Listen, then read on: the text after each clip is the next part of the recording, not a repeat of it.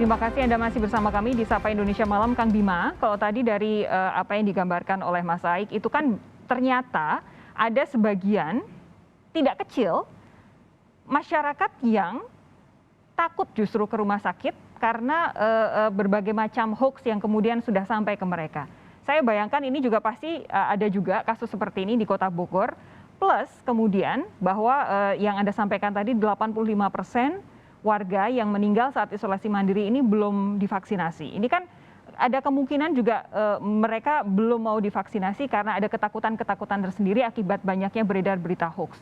Kira-kira pendekatan apa yang bisa Anda lakukan untuk memastikan satu, vaksinasinya bisa menjangkau lebih banyak masyarakat lebih banyak mau divaksinasi. Kemudian yang kedua, kalaupun sampai harus isolasi, at least lapor kepada fasilitas kesehatan terdekat. Target vaksin Kota Bogor itu 844.000 dan saat ini sudah tercapai sekitar 28%. Ini yang tertinggi di Jawa Barat. Tapi kita pasang target September kita harus tuntaskan ini. Nah, kalau hari ini kita capainya 7.000 per hari, kita akan targetkan sampai 15.000 minimal per hari sehingga September bisa selesai. Nah, dari data itu kemudian kita lakukan mobilisasi semua segmen. Ada vaksinasi yang digelar oleh TNI Polri, oleh instansi.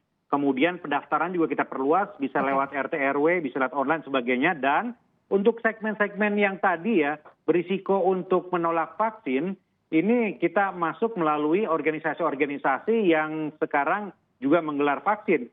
Misalnya ada organisasi yang punya basis di bawah. Nah kemudian kita lihat datanya memang menengah ke bawah inilah yang banyak terprovokasi oleh hoax tentang vaksin. Nah ini segmennya di situ begitu ya. Nah, kemudian ada organisasi keagamaan dan sebagainya. Jadi pendekatannya memang per segmen dan memperluas pendaftarannya supaya semuanya bisa daftar. Tapi saya kira data menunjukkan bahwa semakin banyak orang semakin antusias sekarang kepada pemberian vaksin.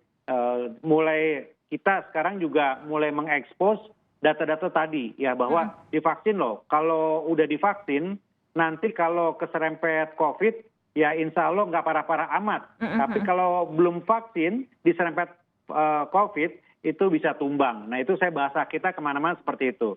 Oke, yang kami tahu Pak Jokowi, Presiden itu mentarget di Kabupaten Bogor ya, itu bulan Agustus sudah tercapai kekebalan komunal. Paling tidak kalau dilihat berarti kan ada sekian puluh persen, minimal 70% yang sudah tervaksinasi. Kalau di Kota Bogor, apakah Pak Jokowi juga memberikan target yang sama? Iya sama, bulan Agustus atau September ya. Dalam pembicaraan saya dengan Bapak Presiden juga begitu. Tapi kan sangat tergantung kepada distribusi vaksinnya. Kalau distribusi vaksin aman, semua sudah kita siapkan. Artinya kan ada konsekuensi kepada nakesnya, kepada vaksinatornya, kepada administratornya, untuk venue-nya, ya, logistiknya dan sebagainya. Dana kita siap, anggaran siap, nakes bisa diupayakan, venue disiapkan, bahkan kita akan siapkan sekolah-sekolah nanti untuk percepatan vaksin ini. Ada rumah ibadah, ada sekolah, ada mal, ada markas TNI, Polri, gedung DPRD dipakai, sudah siap semua. Tinggal semua tergantung kepada distribusi vaksinnya. Distribusi vaksin lancar, maka target September akan tuntas insya Allah. Kuncinya distribusinya ya? Iya. Dropping dari pemerintah pusat ke beberapa daerah. Mas Aik, sebenarnya kan begini, pemerintah sudah memberikan fasilitas untuk pasien yang isolasi mandiri. Misalnya obat gratis, walaupun ini juga memunculkan pro dan kontra. Tapi paling tidak ada layanan konsultasi gratis melalui platform online, kemudian ada telemedicine. Menurut Anda ini sudah memadai belum untuk mencegah adanya kematian pasien COVID-19 yang sedang isolasi mandiri?